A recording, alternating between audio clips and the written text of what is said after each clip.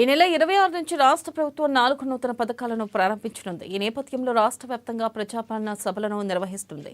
సంగారెడ్డి జిల్లాలోని అన్ని మున్సిపాలిటీ, గ్రామ పంచాయతీల్లోనూ గ్రామ సభలను నిర్వహిస్తున్నారు.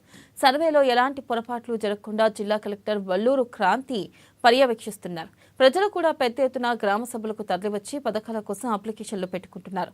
ఈ సందర్భంగా స్థానికుడు బంగారకృష్ణ మాట్లాడుతూ ప్రభుత్వం ప్రవేశపెట్టే సంక్షేమ పథకాలు అర్హులైన వారికి మాత్రమే అందించాలన్నారు.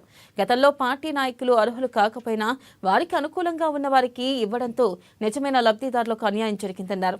గత 10 ఏళ్లుగా రేషన్ కార్డుల కోసం ప్రజలు వేచి చూస్తున్నారన్నారు.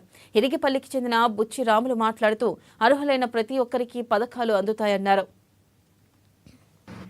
నా పేరు బంగారకృష్ణ, సంగారెడ్డి. రాష్ట్ర ప్రభుత్వం ఈ నెల 26 నుండి మరో కొత్త పథకాలను అమలు చేయడానికి ముందుకు రావడం మంచి విషయం.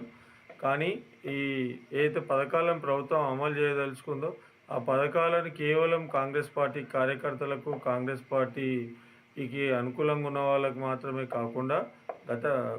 కాకుండా ఎవరైతే నిజమైన లబ్ధిదారులు, నిజమైన అర్హులు ఎవరైతే ఉంటారో వాళ్లకు అందే విధంగా చర్యలు తీసుకోవాలి. లేదంటే ఆ పథకాలు కేవలం పార్టీ కార్యకర్తల పథకాలుగా మిగిలిపోతాయి తప్ప ప్రజల పథకాలుగా మిగిలినటువంటి పరిస్థితి ఉంటుంది. గతంలో పరిపాలించినటువంటి ప్రభుత్వాలు కేవలం వాళ్ళకు కార్యకర్తలకు సంబంధించి, కార్యకర్తల కుటుంబాలకు